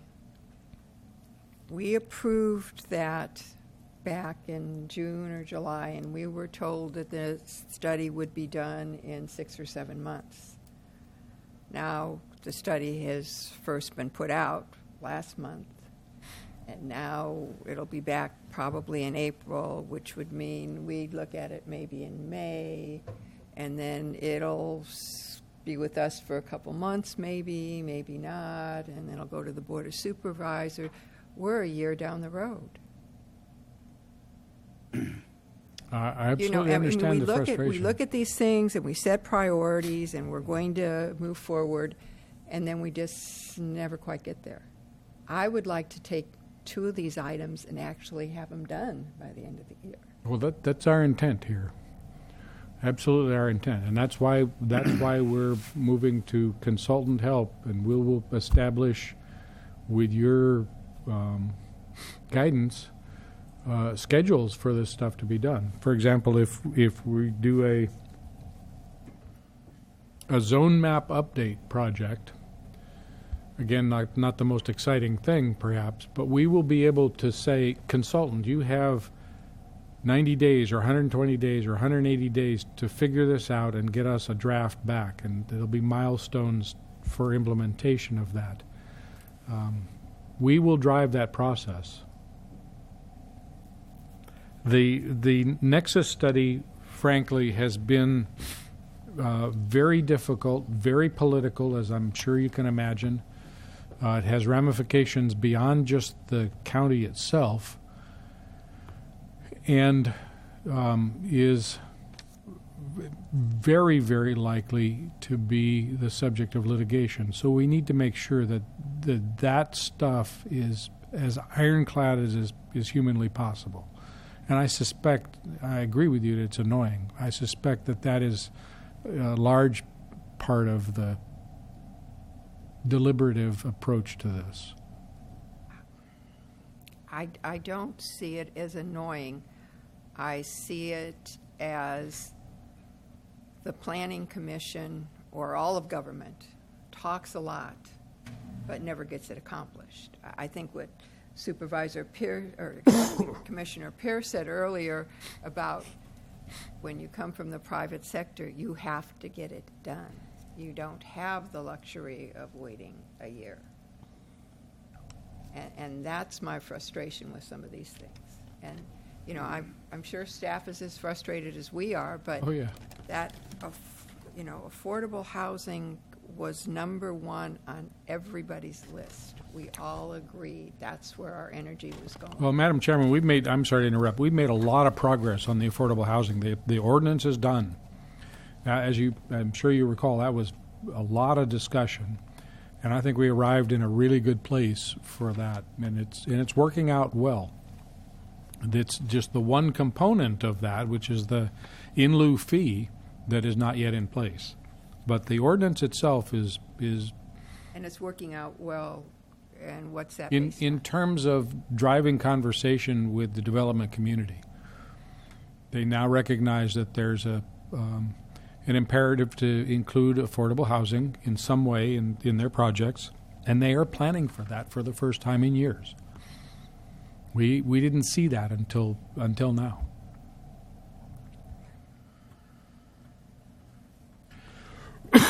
So what is the will of the Planning Commission on?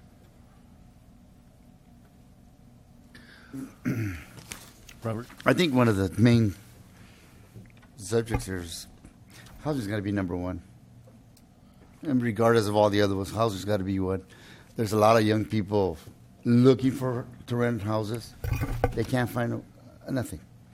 I know a lot of young people who can't find a home. They can't find apartments. They can't find they want to rent a home, but the guys are telling them, well, I might sell in a month or two. So they don't want to rent for 2 months. You know, we got to do something on this housing, because there's a lot of families, they're having their kids live with them until they find a decent place to stay, because there's no housing available for anybody.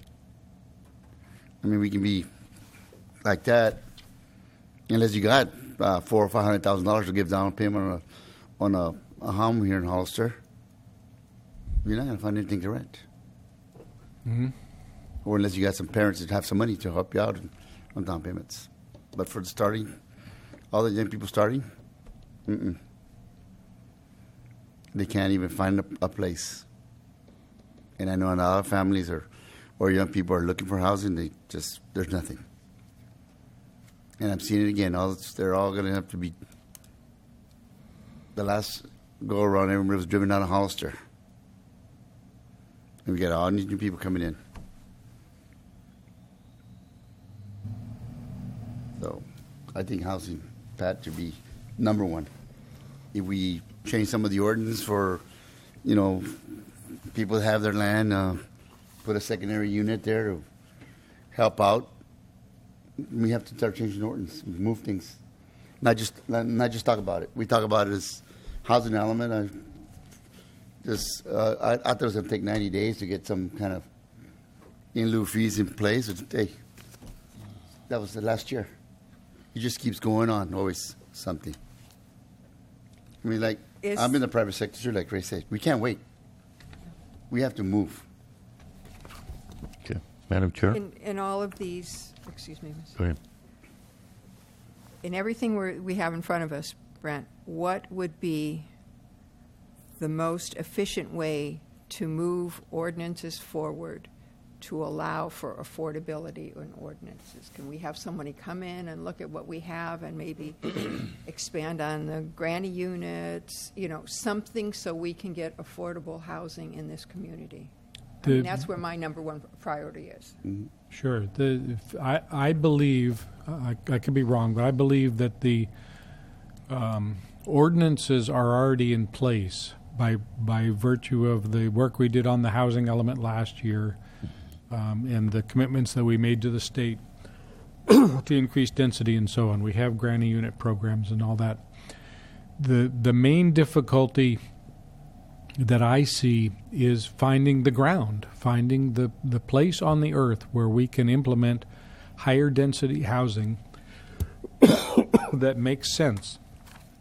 Because if we implement higher density housing, that means that there are going to have to be services there, commercial services, schools, and other things that are within walking distance, essentially, so that people don't have to drive. Because driving it's not housing, but it is this sort of the other half of the equation on affordability. The old saw was drive till you qualify, and you would drive to the horizon until you found a home you could afford, because nobody counted the cost of commuting back to work in the cost of living, in the cost of that house. Well, now the lenders have sort of caught up to that, and they're insisting that transportation costs and local employment and so on be a part of that housing equation. So it's finding places on the ground where we can build more compact, higher density kinds of nodes. Is it, I guess what I'm looking at more than that, because I understand building houses, putting all that together, that's going to take some time. But, we're talking about granny units. Mm-hmm. Now, does our ordinance still specify, all of the restrictions? Or can we open that ordinance up a little bit to allow other people to live in there besides a senior citizen, besides, health, all the restrictions we have on it? Is there a way to open some of these things up? I believe it's very liberal, frankly. It's no longer granny units, it's second units. And as long as they pass muster with lot size and environmental health, a septic system or sewer system, the sort of basic necessities of being hooked up to the urban infrastructure, they're allowed. There's I'm sorry, just hang on a second. There's an administrative use permit, a staff review that takes 30 days, and by our statute we have to notify the neighbors that there's a proposal for a granny unit. But that's really the only review that we have for second units. So Madam Chair? We don't have, excuse me, so I understand this. We don't have restrictions anymore on age, or it has to be a family I member. believe that all of that has been set aside by state law and case law and those sorts of things. Define a family for me. We can't do that anymore. So the issue is sort of moot. So the only restrictions, there are no restrictions then? Essentially, that's right. So every home that's built could have a second unit on it? Well, not every home.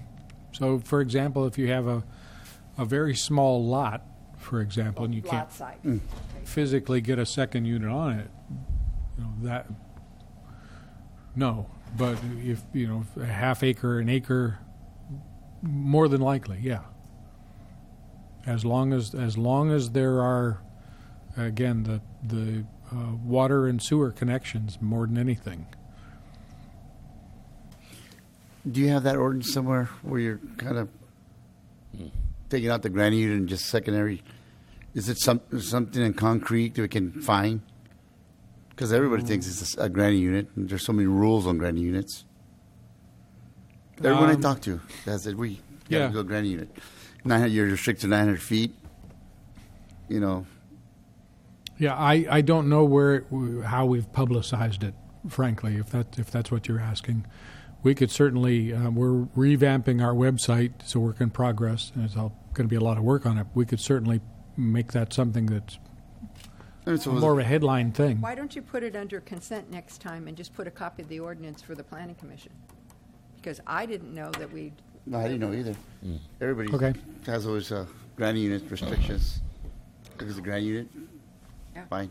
Yeah, just put it on consent, and then it's on our agenda, and then we all have or information, sure. And would that be including county areas or just city? Just county, not city. We have Well, no I land. mean, different acreages. I don't know whether there's different. We only have land use authority over the unincorporated part of the county, not Hollister, not San Juan. Okay. So what is the city's ordinance? Is it backed off like the counties in terms of granny units? I don't know. Well, that's probably Well, that's the big deal. Yeah, that is the big. That's where the most well- opportunity is. Right. Maybe you could get a copy of that ordinance so we can see. It's outside of our Makes a big jurisdiction. difference on how many units. That's are outside there. of our jurisdiction. I don't think I want to go messing around with the city and or their ordinances. No, but Well, it'd be if... just It's to nice know how information to read. know, yeah. You know, that's where the most houses are available. You betcha, and that's what we've been That's pushing here what's so pretty much critical. for affordable I'm housing. saying it's important that we know how that reads. And because our director has made the comment that state law has changed, I'd like to know. Well, and that Yeah. may have done this. Yeah. The city had to follow suit. And my question was this on basically granny units. So the general plan has taken us to the new construction and the new granny unit code. But like Robert and Pat are saying is most of the people that have old granny units think they're still under all of these restrictions. So my question is do the old code apply to the old units? And, you know, you can't attach a new code to an old unit. You're retrofitting, basically. So how does that work? And if it does work, and if we do have a cleanup ordinance on that, why are we not actually sending that out to all of the people or broadcasting that in such a fashion to where the public know that now there are no restrictions on their units and they're okay to go ahead and use those as legal rental units?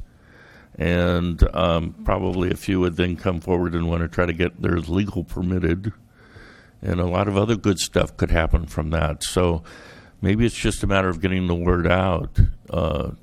Because I was under the impression that the old code applies to the old units. The new code, of course, applies to the new units. And the new code has changed. It's secondary unit. It's not granny so much. You don't have to be related. You do not have to have a letter that specifies that she's related by blood or he is. Right. And Or- all of or that prove age restrictions.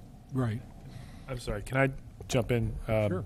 Sorry to be the lawyer in the room, but we are way, way, way off the agenda item right now, and so I'd ask the commission to rein it back. The discussion right now is about priority implementation items and what priorities you want to set. And just as an educational moment for those of you who may not, have the be on public meetings, it is important to stay on the agenda item. The reason being that when you have policy discussions about items that are not on the agenda, the public doesn't know that item will be discussed. And so it may be tonight that there would be folks who would be here and who would be speaking at the podium if they knew there was going to be a discussion about granny flats. And so if we delve into a discussion that's not on the agenda, we're depriving them of the opportunity to basically weigh in on a subject. So the way that's handled is to make sure that you stay focused on the agenda item. If you want to have this item discussed, my recommendation would be that you direct staff to bring back a general discussion item at your next meeting, and then that'll appear on an agenda, And then, it sounds like this is a topic of great interest in this county. So I suspect you might have more folks in the agenda. So or in the meeting. So I apologize to be the attorney here, but it's okay. We understood, and we also understood we're kind of off track a little bit. But since this is a discussion item and it's about zoning and housing, we felt we were kind of within the parameter a little bit, even though we got a little specific. And then what we usually end up doing is asking it to come back. So just basically educating ourselves on the ordinance and how it applies. I mean, well, again, how else would you know to agendize it if we didn't know what it was? No, and the Brown Act does allow for some basic discussion, but the problem is, to me, it sounds like you're starting to get into a more substantive discussion about what should be done, and that really is a topic that is not disclosed on this agenda. So again, I just have to be the attorney in the room and tell you that it's, at this point, it's probably as far as we can go. And if you want direction from your staff, simply ask them to bring the matter back. Which I think is a great we've done idea. already. Being another lawyer in the room, I think he's right, and it'll be much more effective for all of us if we could put it on next time. And with that, ask staff to bring us a copy of the current county one, copy of the city one, copy of any details that might be there as to the applicability of the new ordinance to old construction, any information that is available on the question of those housing And how state law units. might have changed. Yeah. Mm-hmm. Yeah. So I Sorry, think that what- would be most what helpful was for that? everybody. And how state law might have changed. yeah. Okay. And I'd be happy with just a summary. I don't have to necessarily read through all the ordinances in order to determine that, but the housing discussion is an important part of the choices for this. I think that's number one. Do you feel that a zoning map update, a CEQA, an LOS would all be elements that would be worth the money to be able to expedite other things forward?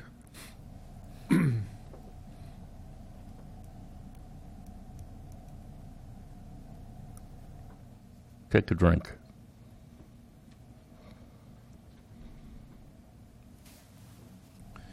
The zone map update is, I agree, it's important. It's a very complex issue. What we would intend to do there, the approach has been that some areas of the general plan were redesignated for different types of density, different types of uses, and that's been disseminated, available to the public for a year and a half now. The approach has been to let the development community come forward with their individual parcel or parcels and say, this is what we want to do. We need to apply for that zone change. And we've said, okay, yeah, no problem. That we support that. We have not turned that the other way and said, we're going out and doing a parcel by parcel amendment to the zoning map, because it would be a huge amount of work, and we would very likely still miss some. I mean, it's fraught with error. Isn't that handled in the general plan already, generally? I mean... The general plan the land use map is very different, a very different tool than the zoning map. Okay. That sounds like a lot of work, and... So what's like Gene was saying, what is staff's recommendation? I think the commission's already saying, hey, housing is very important to us. Yep. We want to see affordable, so obviously that's a number one. Okay.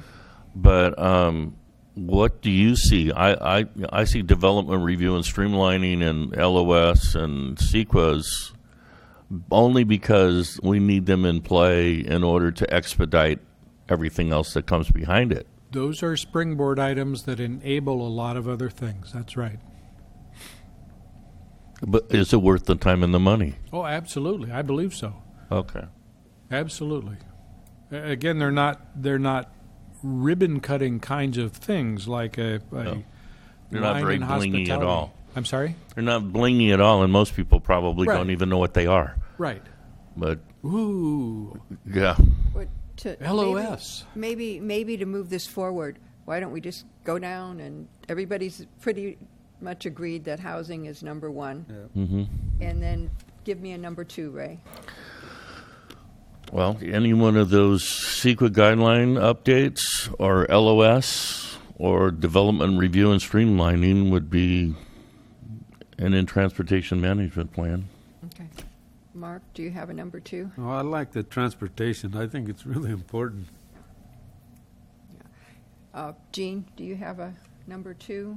Well- or if you don't agree with number 1, I mean. Well, no, I do, but I think we've already covered the ground by asking Brent what he thought would be important, and those are some of the things that you just mentioned down there. So, in addition to that,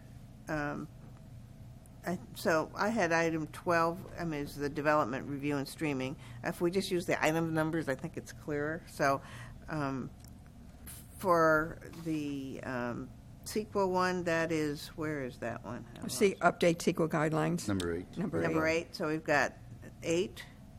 And anything else, Ray, that I missed that you just said? Well, the item numbers you're giving are actually, aren't they the point process that we chose? But Yeah, I it's think- okay. Yeah, there's more than one 8 in. Oh, okay. I didn't No, that's realize. all right. Yeah. All right. We're figuring it out. Okay. No, and to answer though, Pat, I would agree with the ones that we've mentioned already, and I think that's enough for tonight. But maybe we could each meeting Right. Well, see what's going on with them. I'm just trying to give Brent clear direction what is important to the Planning Commission. So if someone has a different idea, if 5 of us are saying the same thing, I think you get a pretty good. Yes, Okay. absolutely. Robert, Yeah, the housing. the housing? Yeah, I think Okay. And then I do think the update of the CEQA guidelines is Okay. extremely Robert, anything beyond the housing? If I forced you to pick another one of these, would there be another one that would? the housing will, all 3, everything under the housing, all 3 are very important. Okay. Yeah, all right. Yes. Okay, and I will open this up to the public if anyone would like to make any comments. We killed it already. It's been beaten into the ground. Okay, discussion on the 700 forms. Before we move on, the habitat conservation, I think that should be definitely on the list. Yeah. Okay. Sorry, I forgot that. I that's wrote all right. it down somewhere. And that was going to be done in right away. That was, There you go. Here's his number Already 2 done. for you. you said it was ready to go. Just a couple of Well, reviews. it was in draft in 2010, so it may Let's move smell like old cheese right now. But And the other thing, if we could what- take the parks elements and then Let's transfer mo- them what- to the park? that needs some serious work. We have the moved parks on to the plan. next item. Okay. I will Where's look that? at the HCP stuff and give you an estimate of what I think it needs. But we'll make a note. Thank you. Okay, did you want to talk about the 700 forms, Brent? I or was it did. just on Actually, here it was to not. remind the commission? This was not my item. It was intended that Barbara would talk about this, but she's not here, and I'm not going to. All right, everyone on Stick the Planning Derek with Commission it. understands that they have to fill out a 700 form by April 10th or 15th, yeah. 10th or 1st or 10th. It's Yeah, somewhere in Soon. there. April 1st. April 1st? April Okay. 1st. Or it's always Online. April 1st. It's online. Yeah. If anyone has any problems with it, please contact the county clerk's office. They're wonderful. They walk you right through it. It's just You can do it online, too. amazing, and you can get it online. But if you do it through the county clerk's office, then the next time you file, you have the record right there, and you can go back and look at what you filed last Yeah. time. It's really, the county clerk's office has handled this very nicely. Yeah.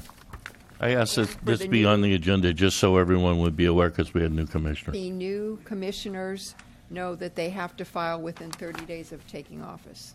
Yeah, and then we're taking office now, not in January, as I understand it, but they said, I already got a letter from them, and I called them today, so they're going to set up the account for me. I've done that many times, but I don't know what the effective date of taking office is, other than now, I would think. But today's a correct date. Okay, and then, were you going to talk about the emails, or should we discontinue that till No, next time? I will, but I didn't. I got all your secret passwords and stuff. The email accounts are set up, and I got all your individual secret passwords and stuff, and they were all on one sheet of paper. And the IT guy said, "Don't show it to any because they'll all know each other's." And so I was going to retype it and make it so I could hand you yours and you yours, and I didn't get to that. So I will I will get them to you tomorrow somehow. Both your email account and your login instructions and your password that you can immediately go and change to something that's legible. And what are those for? So that you may send and receive email as planning commissioners at a separate planning commission, San Benito separate. Planning Commission and address. What happened last time is there was a suit filed against the county, and basically everybody had to go through their private emails because we did not have county emails for a long period of time and any discussion. And so we decided it would be much easier if we all had our own email accounts and keep county business separate from private business. And we used to. I mean, you know. Oh, we did. I didn't. We used to back in the day, and we also didn't want to get hacked by the Russians.